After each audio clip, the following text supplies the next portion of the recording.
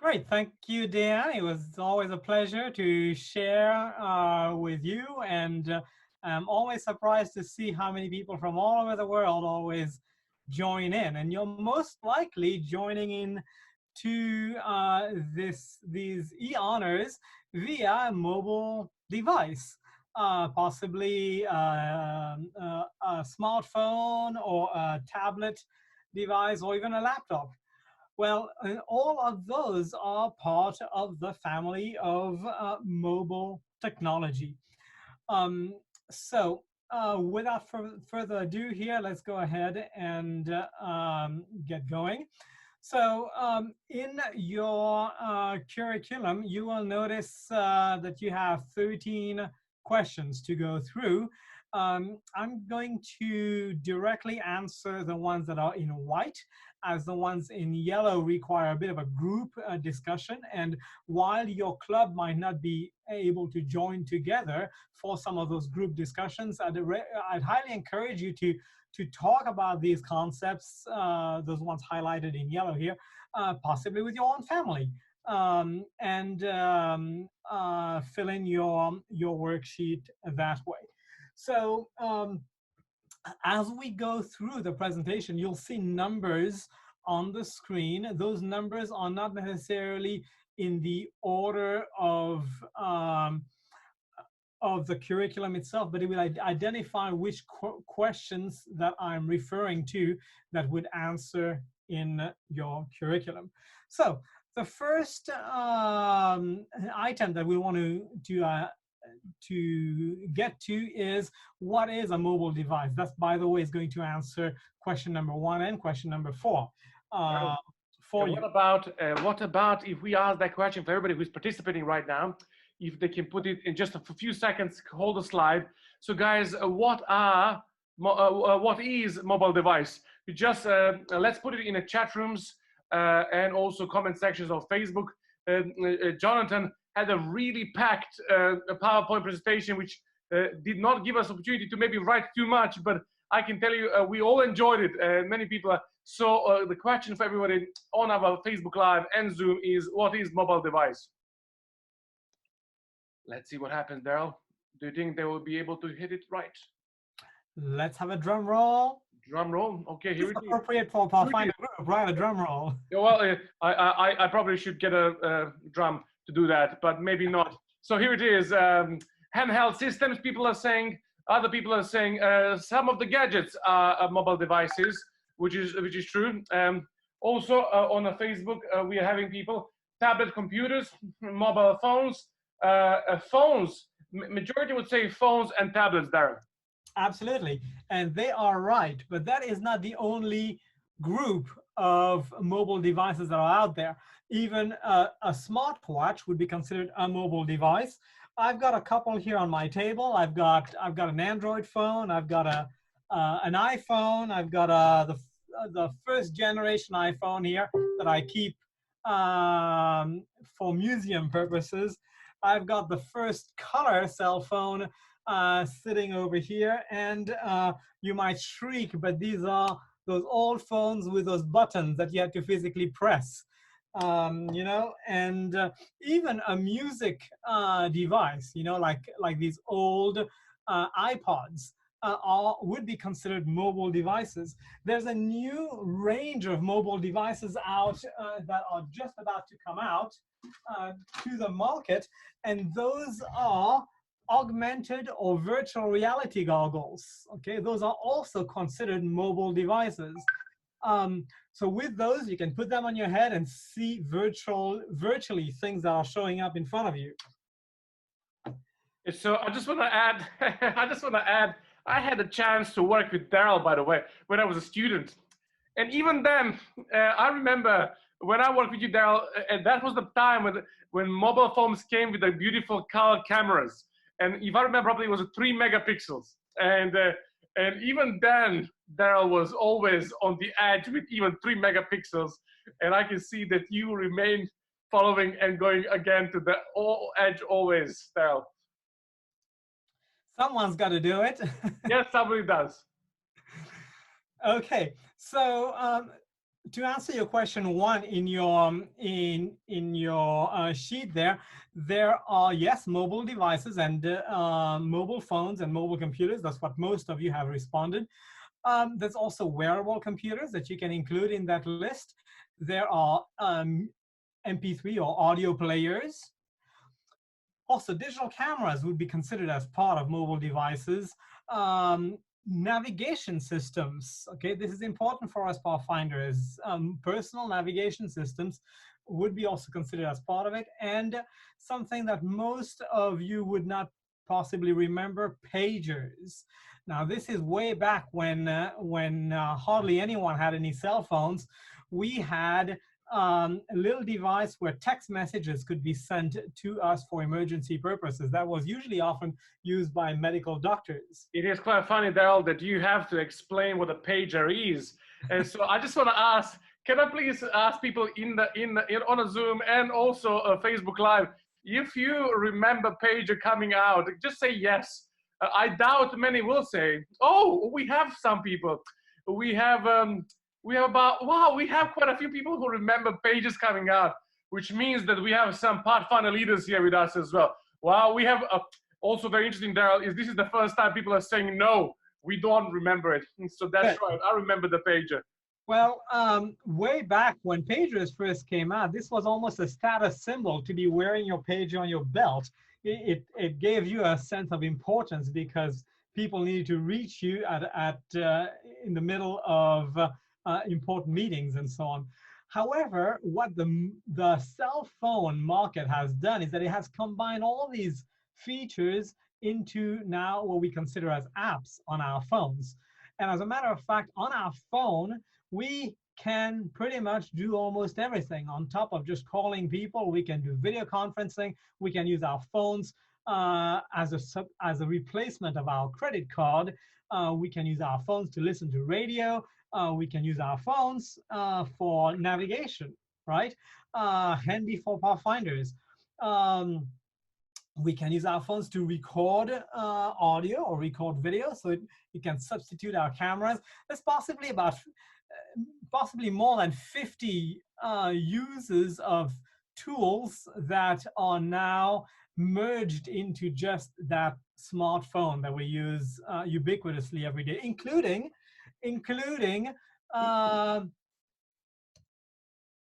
Daryl, sorry. flashlight. Flashlight. Yeah, you Daryl. can. Yes.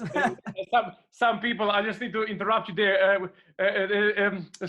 What happened? There is a few people who are saying, about pages and different things. Somebody said that Thomas, he said, I still have a pager, which is very interesting. Does it work? Well, he says, obviously, that's a good question. Does it work, that pager?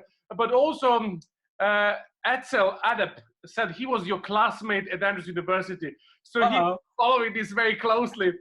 But the reality is, you're right. He's from Canada. He lives in Ontario, Canada, I think. It is very interesting, Daryl, that you said that the mobile phones replace so many things. And which thing, when it comes to mobile phone, that did you really replace for you? The most that you were very thankful that move of technology. What did really help you, Daryl, when it comes to that mobile technology?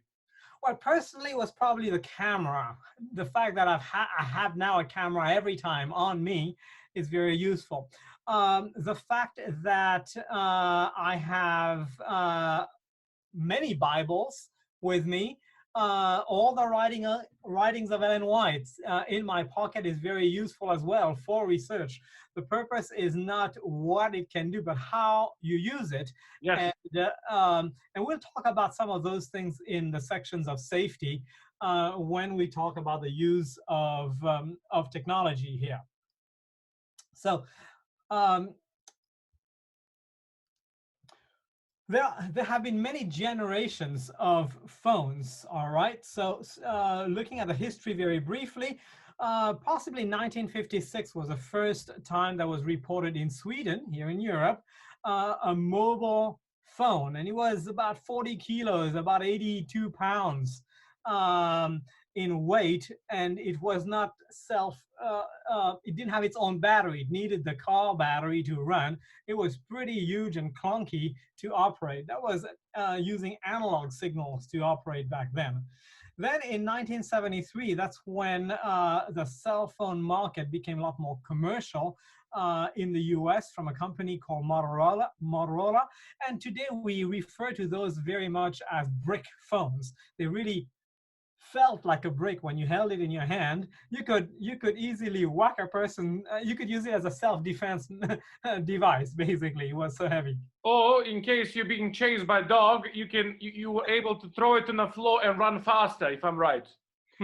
That's right. And those phones were again using an analog signal to operate. Then in 1987, the technology started becoming more advanced.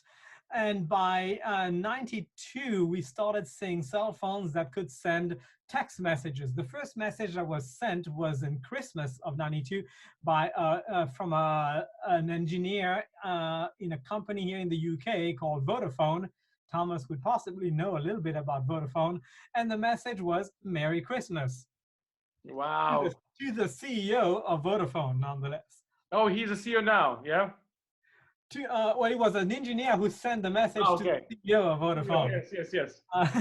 He was still working on Christmas Eve in his lab while the CEO was probably having a party.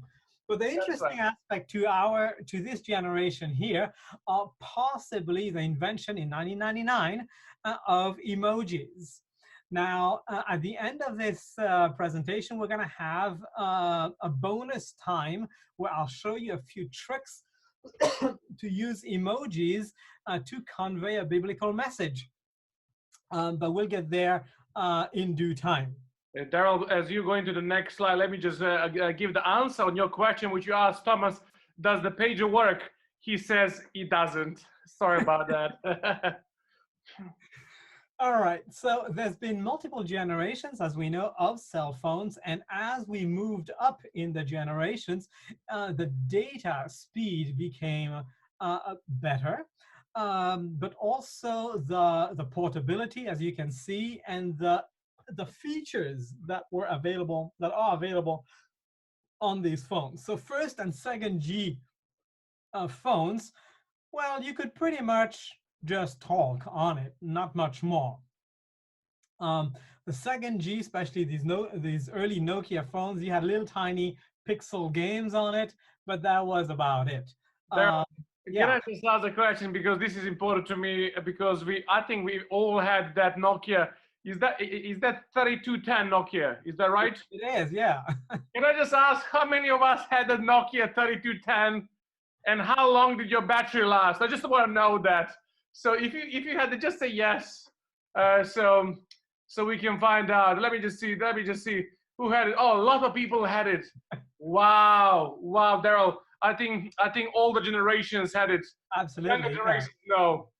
And the battery lasted days. Not didn't have to recharge it every night. Oh, I'm so sorry. Somebody just corrected me. They're saying this is 3310, not 3210. That's right. Sorry about that. You're correct. By the buttons, yes. Yes. Good. So what's coming next, however, after the 4G network that we are currently using, there's a lot of talk about 5G, and we're seeing theoretical bandwidths on those devices of up to 10 gigabit per second or 10,000 megabit per second. But then there's also talk already about 6G. Can I just stop you for a moment, Daryl? We have quite a few people now. I'm sure some people are going to really get scared about, but I just want to ask, so would you be able to highlight the differences between the speed of 3G and 4G? So 3G was doing 0.3 to 42 megabits per second, is that right? 42 megabits per second would be theoretical maximum in some countries. Okay.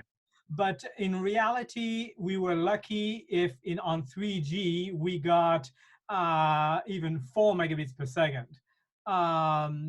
Yes. However, 4G really made this much higher with a theoretical maximum of 900 megabit per second. We are, however, lucky if we get 100 megabit per second. Okay. On a typical use. But Yeah. this is the main jump, right, between 4G and 5G, that huge bandwidth availability. Now, what you would notice in the progression is on 3G, when the max was 3G, it was pretty hard to have to watch HD video on those kinds of devices. But 4G can handle that quite well. 5G can do a lot more, as a matter of fact, from a bandwidth perspective. Somebody, if we go back to that slide, somebody, Daryl, mentioned 5G in connection with potentially some diseases and stuff like this. Yes, and we will tackle this in an additional section that I have at the end. No problem at all. Analyze this in very big details. Okay. No problem at all. So Daryl is going to touch on 5G network just because everybody wants to know about 5G and some things is happening at the same time. So Daryl, thank you so much for that. What is the next stage? Oh, that's it. That was it for my presentation. Wow. No, I'm kidding. I'm kidding. I'm just getting started, man. Okay, what I'd like to do now is get into the technicalities, how all of this works by sharing my phone screen here. Can you all see my screen? Yes, we can. And what we're going to do is I'm going to play with a signal generator that's going to make some noise for us. Can you all hear that very low frequency? Just a few seconds ago, we were able to do it. No. Hear that? Oh, we can hear that. Okay. So what I'm changing here is the frequency. So at a very low frequency of 20 hertz, we cannot really hear it, even though it's out there. We're just not able to hear it. Yes. And as I increase the frequency to about 120 hertz, everyone can hear that. This is 3,000 hertz or 3 kilohertz. And I keep going up here, that's 7,000 hertz. That's hurting our ears, right? At 12,000 hertz, and that's 20,000 hertz. Now, most people are not able to hear that frequency. Yeah. Little kids are usually able to hear 20,000 hertz. Can you all hear this? 17,000 hertz? I can't. Very high, yeah? How about 12,000 hertz? No. I can hear this. That's okay. 12,000. So this is a good test of a person's age.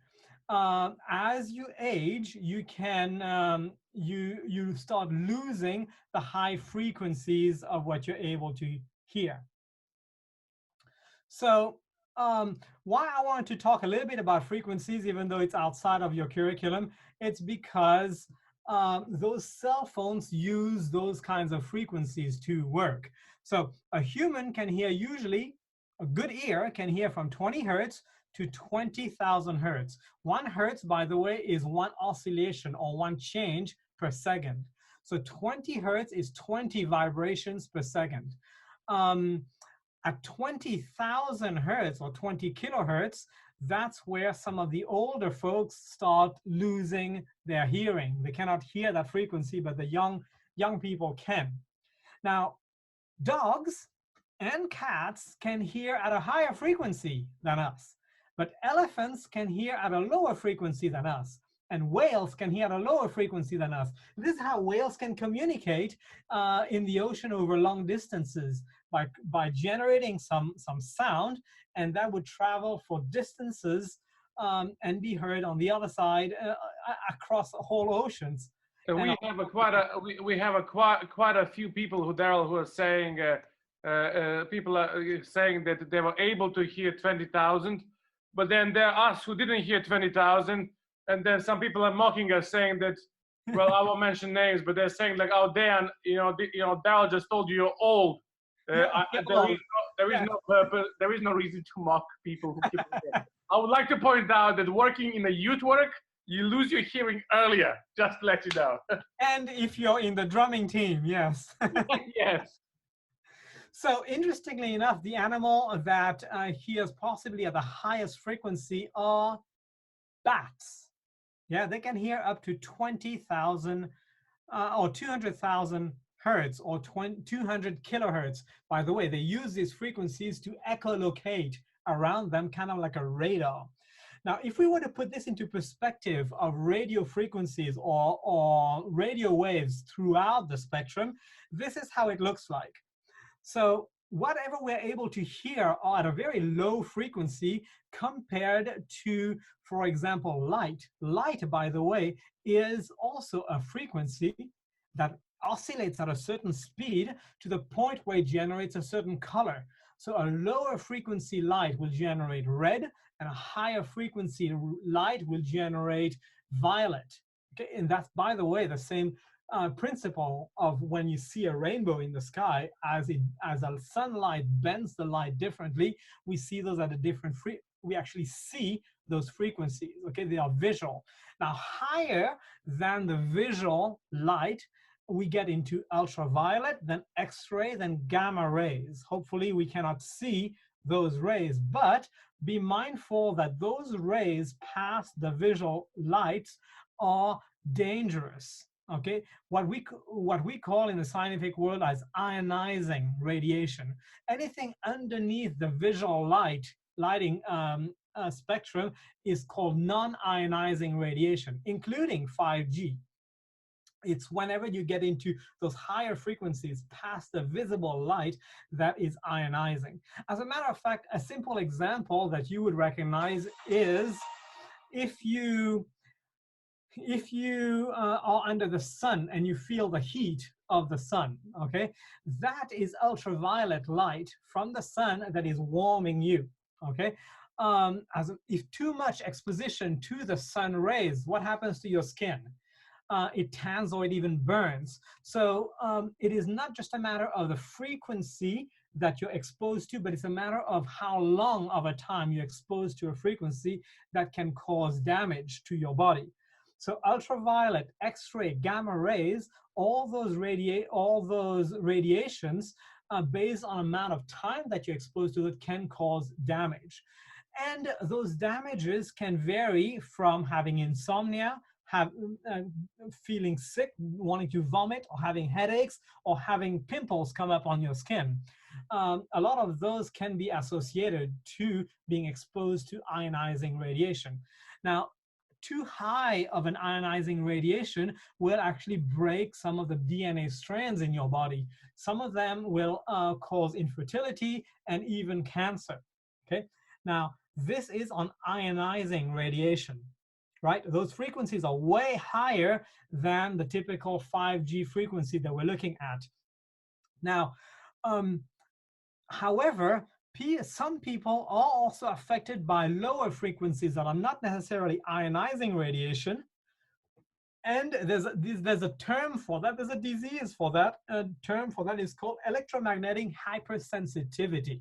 A person that suffers from that, if they are even in an environment that is non-ionizing in radiation, will feel dizzy, will have headaches, and so on. Possibly being close to a microwave will cause something like this. I personally I'm allergic to pollen, certain pollen. So early April, I get runny nose and itchy eyes. But by the end of April, by May, I'm pretty much okay. So I have allergies to certain pollen, and some people have allergies in a way to some of that electromagnetic wave in our environment. Some define this as electrosmog. That happens to be a terminology that's used out there. It's not in your curriculum, but I still wanted to talk about this because it's in the news. Now, one way of if you are suffering from electromagnetic hypersensitivity, one way of helping you in that situation is to build yourself a room at home that is called a Faraday cage. What a Faraday cage is that you would put inside the walls, think of it as chicken wire, right? Metal grids inside your walls. in your ceiling, in your floor as well. And when you walk into that room, it blocks basically all the electromagnetic waves from entering that room, and it's like a clean room for you. So if you suffer from EHS, I'd highly recommend you to build a Faraday cage for yourself, especially in your bedroom, and that will help you tremendously. By the way, building this is not that expensive. It just requires a little bit of DIY. Next, let's get into how this whole system works. How does a cell phone work? Now, this answers question number 2, I believe, in your curriculum. So for this, let's dissect the phone and open it up and find out how it works inside. So if I was to open my Android phone here, what I would find inside, and iPhones are exactly the same, is that there's a microphone that picks up your voice. Now that microphone picks up your voice in an analog format. What it then does, it converts it to a digital signal that is reflected as zeros and ones. And those zeros and ones then are processed and sent through the antenna of your phone. And the antenna pushes out electromagnetic waves. Okay, it pushes that out to whatever is receiving your signal out there. So that's just a dissection, a very brief dissection of how a phone works inside. Now, once that signal is generated from your phone, what happens is that it comes out of your phone as electromagnetic waves again, and then theoretically, it goes to the receiver, and the person who you're calling gets that signal and talks to the person who's calling.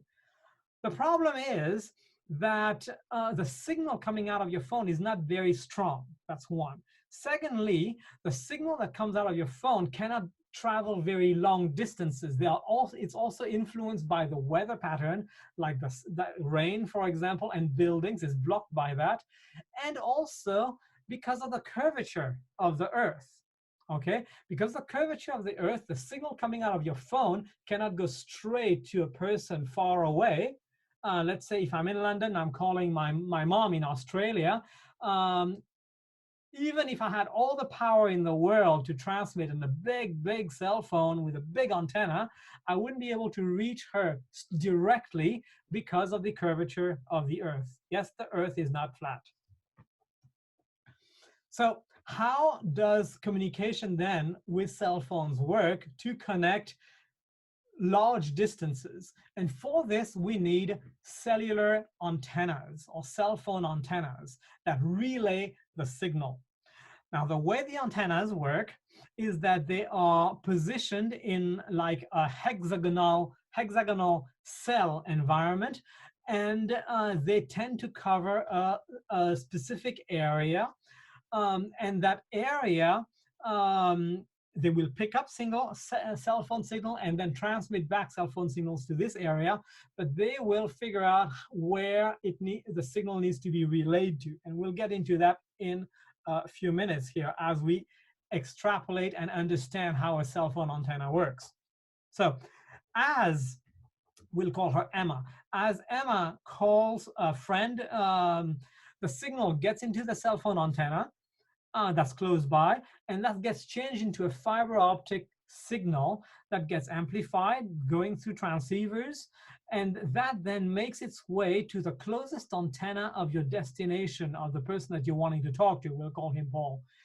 And so even though this is called wireless communication, there's a lot of wires that are still involved, and it's really the last few miles or the last few kilometers of the conversation that is happening in wireless terms. Once the electromagnetic signal arrives at the cell phone of the receiver, it gets changed from digital back to analog and plays out through the speaker of the phone. Now, antennas are used to relay those signals. This will answer, by the way, question number 6 and 7 in your curriculum. Now, these are typical, the typical antennas that you see nowadays. They are up to the 4th generation of cell phone signal antennas. There's a tower that positions the antenna pretty high up, and then the physical antennas themselves are these white rectangles that are positioned all around the top of the antenna. Now you'll see a picture on the right side of your screen here. On top of that antenna, there's like a little fork with 3 pins up in the air. Those are not on every antennas, but this happens to be a lightning rod. So in your homework, as you are to draft or draw how an antenna works, you might want to include that feature in the antenna. It helps in places where there's a lot of lightning happening in the world, like in Kenya, in Costa Rica, in some of those places, especially on the equator where there's a lot of lightning storms. Those lightning antennas are often seen. Another kind of antenna, so this would be regular antennas. Another kind of antenna that's out there, really pioneered by the country of South Africa, is camouflage antennas. So they are regular antennas, but it's like dressed in a plastic tree. And in America, in the West, they, especially in desert areas, often they put them into plastic cactus or cacti to look like it's a green thing, but in reality, it is an antenna, a cell phone tower that is inside those. There's also, to the right here, a kind of antenna called a camouflage antenna. So when we want to make it sort of disappear, hence the word camouflage, in buildings, like in this case, it's a church side, they would put that antenna there and they would paint the design of a brick on it. On the center of your screen here, you'll see maybe a cross on a church, where inside the cross, they would have put those cell phone antennas, to repeat. A very interesting kind of antenna are called off-grid antennas. You find those especially in developing countries, like in remote. This one I took in a remote place in Rwanda. And what that is all about is it's an antenna. As you know, it is a transmitter and a receiver, and then it needs power to run. Now, most of antennas in the Western world just gets plugged into regular power, right? But in this particular remote location in Rwanda, there's no power to be plugged in. So there's a cell phone panel that charges batteries, and the whole antenna system runs off batteries from solar panel system. So this is what off-grid means. There's another kind of antenna called temporary setup or temp setup. Those were used, by the way, during the Olympic Games when there's a sudden big crowd that happens to show up in one location. There's no point in building. It takes a lot of money to build a cell phone tower. So there's no point in building those. So what companies do is that they fly a balloon with antennas on top in it, and they run it usually from like a little pickup truck. Now, these were used in Olympic Games where there's a lot of people suddenly accumulated. They can use it also during maybe sports events like football games, but they have often been used during disaster times. So when there's an earthquake, a typhoon also that hits a place, non-governmental agencies like ADRA, for example, would be involved in setting up some of those communication balloons that allows people to still communicate with their cell phones, even though the regular network might be down. All right, so that answers question number 6 in your work group. So that little green arrow here indicates where that camouflage antenna is installed on a church. That took that picture in Enfield here in England. So there's a question about density as well that needs to be understood. As a lot of people use cell phones in a terrain, in a territory, different frequencies are associated with their phones for the signal coming down and the signal going up from their phone. So whatever they're hearing and whatever they're talking back. And that is how cell phone antennas end up dealing with a high concentration of people. There's 2 techniques for this to work.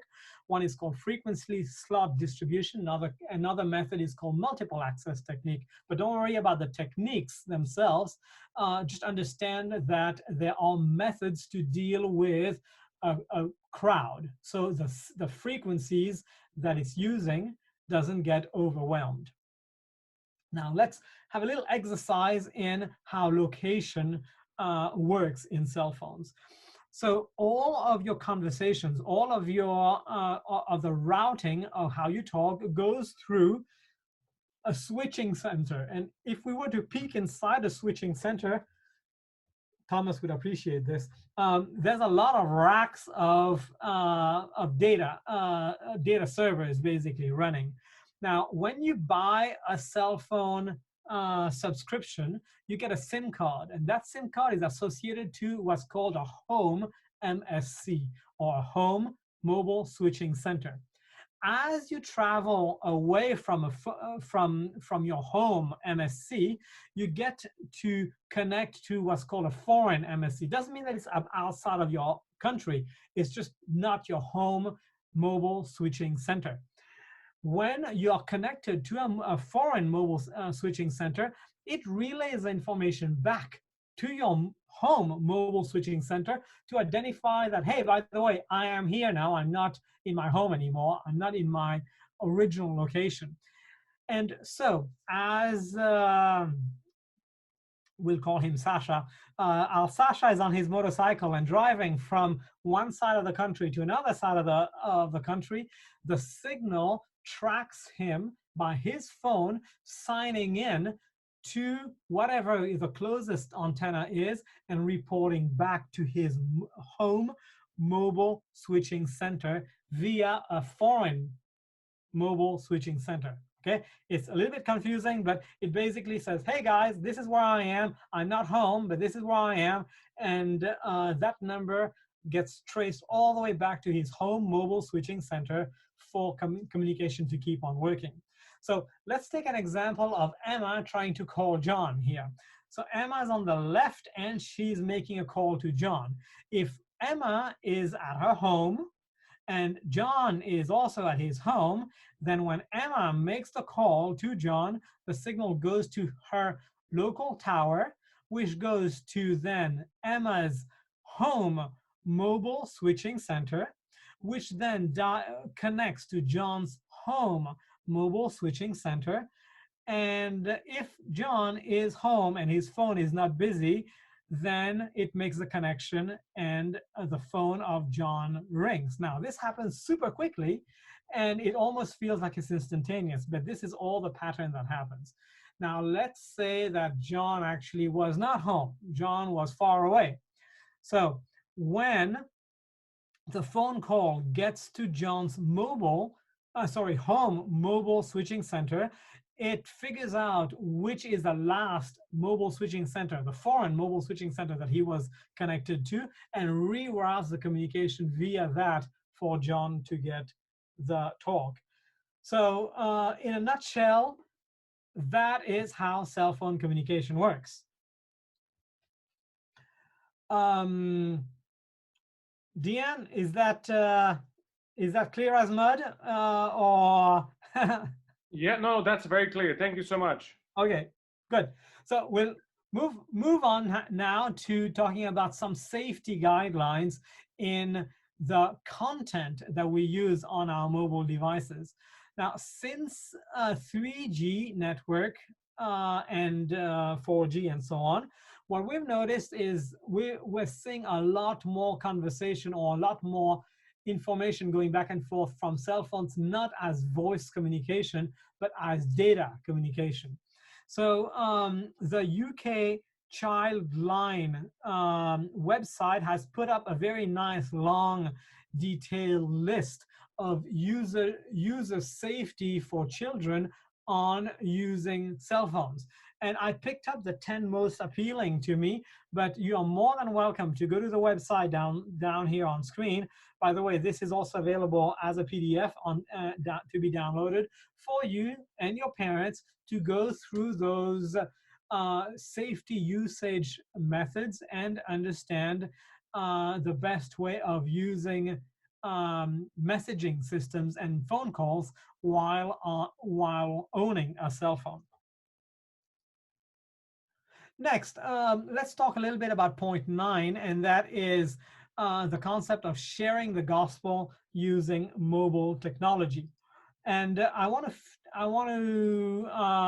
talk to you about two different companies that are doing this pretty well in the church. And the second one is something that you can definitely use and download their methods and protocols on how to do that well. The first one is Adventist World Radio, and they have a new environment called the Center for Digital Evangelism. So here's a little video. Hundreds of thousands of people are listening to the Word of God thanks to cell phone evangelism. Churches have been formed, and even drug dealers and guerrilla soldiers are listening. And with new groups being trained daily, people all over the world are hearing the Adventist message. With such growing numbers, AWR 360 knew it was time. So this is one of the departments at the General Conference that uses mobile evangelism. A lot of it ends up using things like WhatsApp to communicate and send encouraging messages and basically carry a whole Bible study via WhatsApp. Now, if you want to get, if you want some of those resources for yourself, and methods and instructions on how to use or create a whole method of evangelizing using using mobile technology, I'd invite you to visit this website, sdadata.org. So let's go there right now. This happens to be curated by the North American division. And they have a full website all about how to do mission through mobile technology. Some of it involves social media, other concepts uses text messaging, and so on. So if you go under resources, under the website sdadata.org, and you go to resource menu, you will find a section here called texting for churches. And if you click on that, you'll find a whole bunch of resources here on basically conducting basically evangelistic outreaches using your cell phone. So here they have a long list of things you can do and procedures you can go through to create one of those events using SMS or using text messaging. You can also, let's go back to the resources here and go to texting. And there's a whole package here on introducing your church to using texting as a method of evangelism. There's even a case study where they go through the whole dynamics of how a church went through this and was very successful at generating an evangelistic crusade, pretty much, in using that platform. So a very useful and interesting method of engaging right down to a local church member, right down to a teen like yourself, like a Pathfinder, in using your mobile device for the gospel. So there's many things that this website covers. One is texting, which we just briefly went through. But there are other aspects that it talks about, is, for example, uplifting podcasts and how to share podcasts. They also cover things like sharing short video clips, short inspirational video clips, and also more on engaging platform, especially relevant nowadays when we're not able to go to church. The concept of using your mobile phone to return your tithes and your offering. That's also one great way of using mobile devices to further the gospel. All right. Next, I want to talk to you about before we go to the next section, that's right. A couple of questions came through about those antennas that were camouflaged. Is it just simple purpose aesthetics, or is there something more to it? No, it's not to hide. It's not to. It's not It is absolutely just an aesthetics perspective. There, if they wanted to hide, there would be a lot more creative ways for them to hide cell phones. But it's very obvious that out of those trees are hanging out Yes. those antennas. So no, they're not trying to hide. They're just trying to be more aesthetic or more green in a way, as far as blending more to nature. Also, just a short little announcement for everybody who got cut out from Facebook Live. We managed to restream it again. So there was a couple of probably about 2-3 minutes there that some people on Facebook did miss it. But don't panic, don't worry too much. This will be posted later on also on YouTube. So in case you missed something from amazing presentation which Daryl has with us, we will have it later on for the viewing of your choice at any time you want. So welcome back again for those who are at the Facebook Live. For those who are in the Zoom, I can see you enjoying, and we are so glad to have it with us. So so we're going to the point 9 and 10. Is that right, Daryl? Oh, Daryl. Oh, I don't know what happened there. Disconnected for a few seconds here, but I'm back. Yes. Oh, very good, very good. That was a little bit worrying, just to let you know. Give me a like pre-hard condition. So that's very good. Daryl, so let's go. Let's take a next step then. Good, good. So these are things that can happen, by the way, when using mobile technology, when you're dependent on either cell phone or internet service provider. Connectivity dropping off can be one of those shortfalls of using the technology. Okay, so let's move forward now to other fun things that can be done, especially for teens, using mobile technology. There is this website called BibleMoji.com. You remember we talked a little bit about the history of cell phones, and in 1999, someone in Japan came up with this whole idea of emojis. So this BibleMoji translates regular Bible texts into an emoji version of it. So if you wanted to send a message that's possibly quite captivating to the teen audience today, you can write a Bible text on the left side of BibleMoji.com's website, and it will translate that to you in an emoji version. Yeah, quite a fun way of then cutting and pasting it into a text message later on. It is also a very good idea, as the next honor is actually Christian storytelling. So this really gives us a good introduction to that as well. Guys, you can tell stories this way, and I love it. Indeed. And as one of the bonuses, what we're going to do is I'm going to put a couple of emojis on screen in a few minutes here and have you guess what is that Bible character. However, before we do that, I'd like to highlight two Bible texts that are very appropriate for this conversation.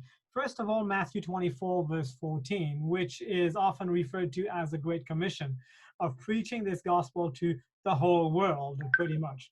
And with the cell phone technology, could be smartphones or regular feature phones, right? With that technology being ubiquitous, meaning most people on earth happening to have one of those, it could well be that using that technology, we're able to really talk to the whole world and share this gospel. Now, that's the positive side of things. The negative side of things is something that Thomas actually talked about last week when he talked about some ethics, as you remember, so some ways of behaving correctly when you are on the internet, online. And that is to sometimes mind your tongue. As you can imagine, it would be technically feasible to send a text message to every person you can find in the phone book in telling them that Jesus loves them. But while it's technically possible, is it appropriate? Well, you'd be considered as a spammer if you were to do this. So combining those two ideas together, using mobile technology and what you have learned last week in internet behavior, Let's remember 1 Corinthians 6:12, and the Message translation puts it quite well by saying, just because something is technically legal doesn't mean that it's spiritually appropriate. If I went around doing whatever I thought I could get by with, I'd be a slave to my whims. So be considerate of how you use your mobile device is basically what this is saying. So again, lots of Christian use of mobile tech available on sdadata.org. I would highly encourage you and your family together to sit down and go and peruse through that website and gather as much. There's plenty of courses, by the way, that are offered there that you can sign up for. And apart from just getting the badge, apart from just getting the honors of mobile technology, imagine what you can do for your local church, for your conference, by being a pioneer of using mobile technology to share the gospel, especially during this time of confinement. Amazing potential that we have. So here is one of the bonuses that I promised you we're gonna have, and by all means use the text, answer those questions via Zoom text or via Facebook text. So the first is a string of emojis, and it reflects a few characters in the Bible. Can anyone guess who this represents? All right, let's have a go. So for everybody who is in a Zoom, please post it. Everybody in the chat, and also who on Facebook Live, use the comment section. So Daryl, the answers started coming in very quickly. I don't think it was really hard, but it's not as easy, I guess. And so the comments are now coming in masses. And on Zoom at the moment, everybody is saying it is. I don't want to say it straight away, just in case. Just because of Facebook. Okay, because there is 9 seconds delay. So everybody is on the same page, and that is Adam and Eve. Very good, excellent. Yes. Now, here's one thing. You remember at the beginning of the show, when we were listening to frequencies, the young people could pick up very easily 20 kilohertz, but us older in our generation, we had a harder time hearing this. Well, yeah. It's interesting that it has the same ramifications in emojis. Older people get this slower than younger people. All right. So, are we ready for question number 2? We are ready for question number 2. All right. So here we go. All right. I love it. I love it. Daryl, this is like my favorite part. So guys, let's see what it is. Daryl, we have some amazing Pathfinders around here. Let me just, Zoom is all anonymous. Everybody's firing the one word at the moment. Let me just see what's happening on the Zoom. Can you read me the first few ones on Facebook, maybe, to see? Yes. To see that. Facebook is on the same page once again. Good. It is Jonah. It is Jonah, yes. So, number 3.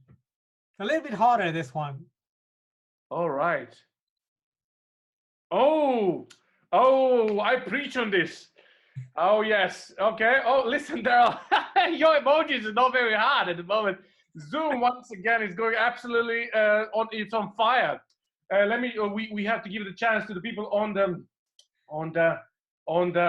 Facebook Live, and people are starting to write the same story, and everybody, and anonymously, nobody made a mistake, by the way, saying it is the prodigal story, a prodigal son story. It absolutely is. Very good, guys. You guys are so well in tuned to your Bible and also to your emojis. Yes. So, guys, you can play those kinds of games possibly during your next stay-at-home Sabbath school. Hey, yeah? Daryl, we are in trouble. People are saying they would like to have more, please. Oh, you want more? No problem. So here are 7. All right. Okay.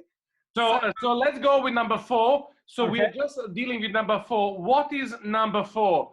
Don't give us number 5, 6, and 7. Just number 4. What is number 4? Guys, let's have a look at this. Okay. All right. Okay. Oh, I can see what's happening. Daryl, so Zoom is again 100% correct this. Let's have a look on number 4. Don't write 5. Number 4 only. So at the moment, everybody is again on the same page, and that is David. It is. Yes. So let's give them about maybe 5 more seconds for everybody to fire David. Now, Daryl, what is now? Number 5. So who can tell us what is number 5? Okay, number 5. Don't do anything else except number 5. Number 5. Number 5. Okay, so Zoom is going again on fire. Daryl, this is like unbelievable. I love it. I'm gonna go home. I'm gonna start sending my wife messages like this. Maybe not, because I'm sure maybe. So everybody on number 5 is saying it's 10 plagues, and everybody on Facebook as well is actually saying 10 plagues. Wow! And then we have 2 last ones. Number 6. Number 6 already. So we didn't do number 7, and we didn't do number 2. Oh, we didn't do number 2. That's right, number 6 we did. So let me ask you a question for what is on number 2? Number 2. We are only dealing with number 2. So we're gonna give you a little bit of time because we know it takes time for the sound and everything else to travel. So number 2. What is the story of number 2? Wow, Daryl. Our Pathfinders read their Bibles. That's the reason why it's good to do Bible experience as well, adventure Bible experience as well. So let me just see on the Zoom on number 2, everybody's firing the one word, and that is Samson. It is Samson. Maybe, Deanne, maybe we should create a new honors, and that would be the emoji honors. No, listen, let's do it together. And we're going to do the last test, and that's 7. If you can please tell us what do you think is number 7. I don't think that was the hard one, but it's good to have the maybe easier one on the end, despite you all got it right from the beginning, guys. So on number 7, what is the story of emojis on number 7? And again, we are having everybody write the same. Same on Zoom. Zoom is saying, everybody is saying, let me just see what is here. He's saying it's Noah and Facebook Live Noah. So to all of you, a big clap from me and Daryl, because you cannot clap to yourself because I muted you. Oh, so well done, Daryl. We love it. We love it. So this is one example of how you can use text messaging to engage a conversation and engage your other friends in coming up with clues like this. Now, a tip for you is not to put all the images at once. Yeah, you might only want to put 3 images at once and then see if people get it. And then if within 10 minutes or so they don't get it, you can add an extra image until it makes sense to them. And so Daryl, before you go further on, because we love this so much, I just want to challenge everybody who's watching this on Zoom and Facebook Live. Listen, guys, these amazing ways, and what I want to ask you is, I want you this week as a challenge to the e-honors is to send me your emoji stories. So my email, I'm going to post it in a group, and it's dayan@adventist.uk. And let me just tell you guys, for the best stories, well, no, we're going to publish all the stories, but if there is a way of you having the best story and we love it the most, we're going to try to find a way to reward you somehow. We don't know how that yet, but certainly this week, as you're going to try to complete this honor, let's send it to me. So dayan@adventist.uk. There were pins on offer last week, Deanne. I don't know if there's any more pins. There are some pins. The only issue was that because we are not shipping the pins, at least British, because of the all the disease problems. So we can probably award additional 5 pins for the 5 best stories. So Daryl, we gave 5 pins last week, and we're going to give 5 pins this week. And we're talking about the British Union pin, which is the best looking pin in the world. It's not gold, just to let you know. It just looks. All right. So guys, yeah. I have one little section that we don't really have much time to go over, which is the 5G section. Daryl, However, it is in your PDF, okay? It is in your documentation, so you can review it and decipher for yourself if 5G is dangerous or not. And the hint to all of this is look at the frequency or frequencies that 5G broadcasts in and tell me if it's an ionizing or non-ionizing frequency. Daryl, because many people did actually fire that question straight away after you mentioned 4G, 5G, and then suddenly 6G, which is like, for some people, they're probably just like hyperventilating at the moment. Let me just use a paper bag. I just want to, because Pastor Gary is with us, and we're going to have with him the next honor straight after, but it's not problem at all. Let's spend about 5 to 10 minutes, if that's right, on 5G, but just because many people did ask the question, what is this about? Is it really connected to diseases? Is it really extremely dangerous? People are a little bit worried. And so from the perspective of somebody who is a Seventh Adventist, somebody who is also engineer, we would just like to know what is your opinion, and then people can read more and they come to their own conclusions as well. Yep. Very good. So one interesting thing about frequencies is that the higher you go in frequencies, the less penetrable they are to your skin, and the less penetrable they are to buildings and so on and so forth. So lower frequencies like the 2G and the 3G type frequencies are easily penetrable. So they go right through the house, okay? However, the very high frequencies in the 5G range, so let's say, for example, we pick 86 gigahertz, well, those frequencies are so high in its frequency range, basically, that it is not very penetrable to the skin or to your house, and are very susceptible to weather conditions. So for example, if it's rainy or if it's a foggy day, those frequencies just don't go through.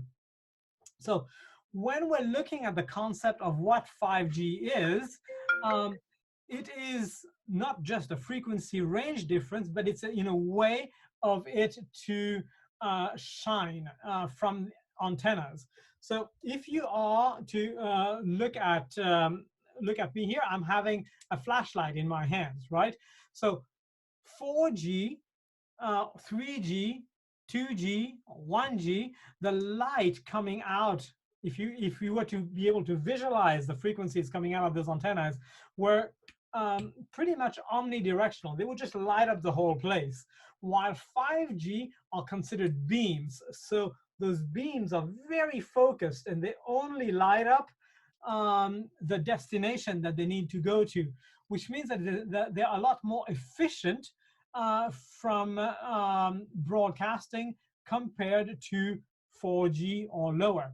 So that's one difference with 5G. It's a lot more focused. Being more focused, the energy power that it requires to broadcast is therefore lesser, because it needs to only talk to that one focused area rather than a bright environment. So that's one main difference. So there is a terminology or concept called, if you look specifically at the antenna here to your right, this is a typical 5G antenna. There's a lot of little tiny antennas in them, typically about 100 elements. And this is what gives it its narrow beam method. So 5G ends up working in tandem, in collaboration with 4G, in that whenever it is in a less dense environment where there's no 5G antennas, your phone switches back to 4G and works just fine on those wideband antennas. But when you are in a highly populated environment, that's when you get to switch to a 5G type antenna. So the 5G antenna also offers you, especially at those higher frequencies, smaller cells. So typically, a high frequency 5G antenna broadcasts at a power of much, much less than the 4G antenna. So it's a lot less intensive in a way in kilowatts or watts of power that it broadcasts, but it covers a much tinier cell.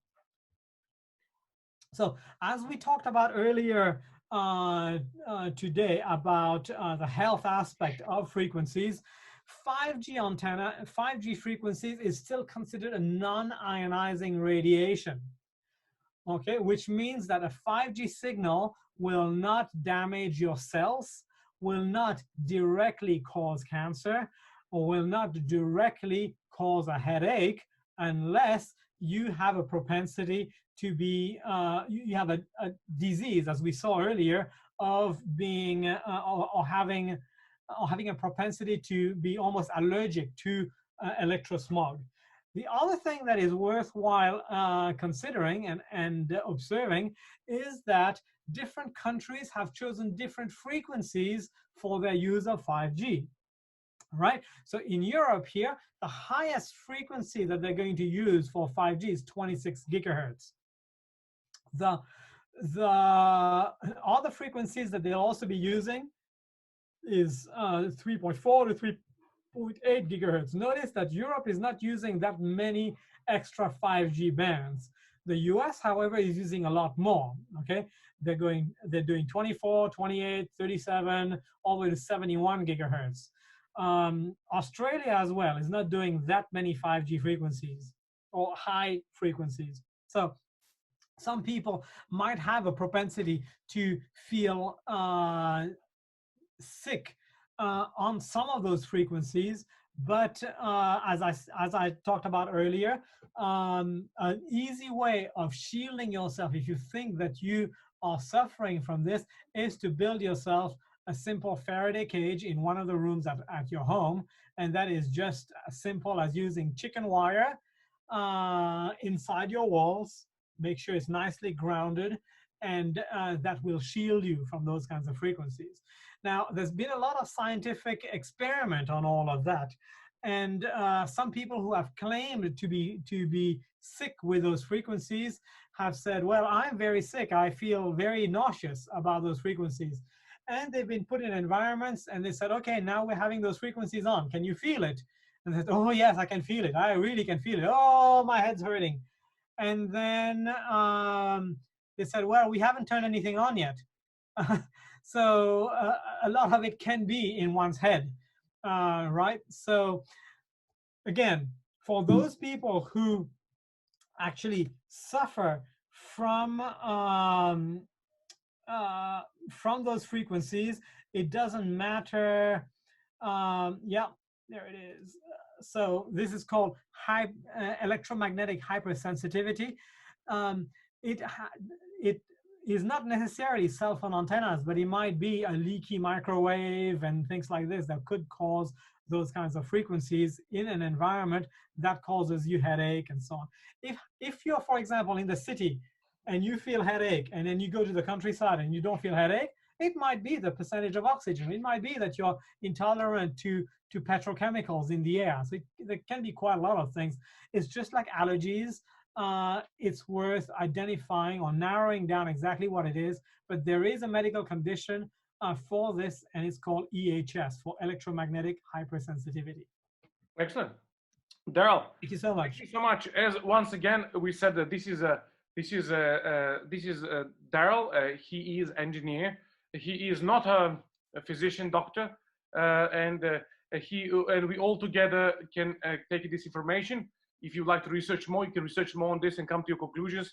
What is important for us is for you to hear how this works and maybe how it can affect you. Daryl, let me just ask a question. Many saw that mast being burned down in London. Was that 4G or 5G? Yeah, that was an experimental 5G that had also 4G antennas on it. But yeah, none of these frequencies are ionizing radiations. So there you go. Thank you so much for that. Well, hey, we're gonna say a big thank you to you once again. Before we continue, I just want to say, please send us your emoji stories. Natalie just sent a message to me. She says, Dan, let's publish the best emoji stories in our yearbook. So if you send us a really good emoji story, we could actually print it as well. So we're gonna probably be able to send you some pins. We're hoping next 5 pins to go to the best emoji stories. Daryl, thank you so much for starting the small emoji revolution for us. But for all of us who don't get a pins, we will still want to publish your stories on Facebook next Wednesday, and then we're gonna print it in the book later on. Daryl, let's give a bigger clap to Daryl, guys. I'm gonna just put it in this. Let's give it this. I'm gonna unmute it, guys. Well done. Thank you.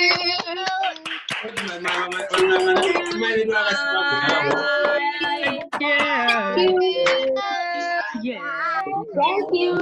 Yeah. So Daryl, once again, big thank you for this.